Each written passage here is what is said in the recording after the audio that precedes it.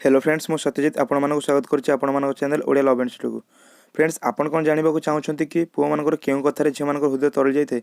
हां फ्रेंड्स जदि आपण जानिबा को चाहउछन तो खास कर ए वीडियोटी आपण मानक पय।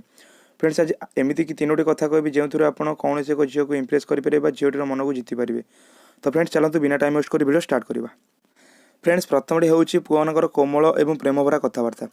फ्रेंड्स आपण मैंने मानतु बा न मानतु झील मैंने से पुओ प्रति बहुत जल्दी आट्राक्ट होती जो पुओ मैंने कोमल एवं प्रेम भरा स्वर कथा होती माने जो पुओ मानकर स्वर मधुर थाए यही जिनस झीर मन में किछि किछि कर दिए एवं आपणकर मधुर स्वर झीर कान में गुणगुण हो बाजी उठे। जदि आपण जोरे जोरे कथा हो निजर पुरुष पणिया देखा चाहूँगी तेबे आपण भूल अटंती। नरम और सरल भाव में कथा होता पुओ मानक झील मैंने बाछि था निजर पार्टनर भाव में। तेणु आपण जेबे भी झील सह कथा हेबे कोमल भाव में स्वर बा निजर स्वर को मधुर करी कथा हो माने आपण जोरे जोरे कथा हुंतु नहीं स्लोली स्लोली बा धीरे धीरे कथा हुंतु जहाँ झील को अधिक पसंद होता है। परवर्ती होची फ्रेंड्स शक्त पुओ। झील मैंने एमती एक पुओ को पसंद करती ना जो मैंने बारंबार कथा हेबापी चाहूँगी एवं कथा हेबापी बाहाना करती। चिपकू टाइप पुओ को झील मैंने जमा भी पसंद करती ना।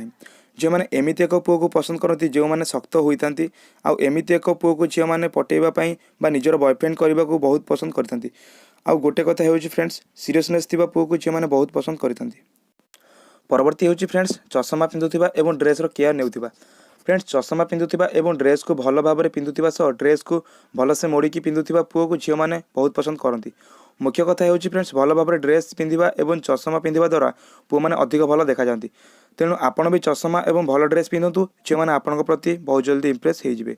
फ्रेंड्स आपण यही तीनटी जिनस को भल भाव में ध्यान दिंतु तेणु आपण झील को इंप्रेस करेंगे एवं तार विश्वास जीति पारे। फ्रेंड्स आशा करुँची भिडियोटी भल लगी तो भिडियो जब भल लगे तो लाइक शेयर कमेंट और सब्सक्राइब करने को जमार भी भूलु नहीं।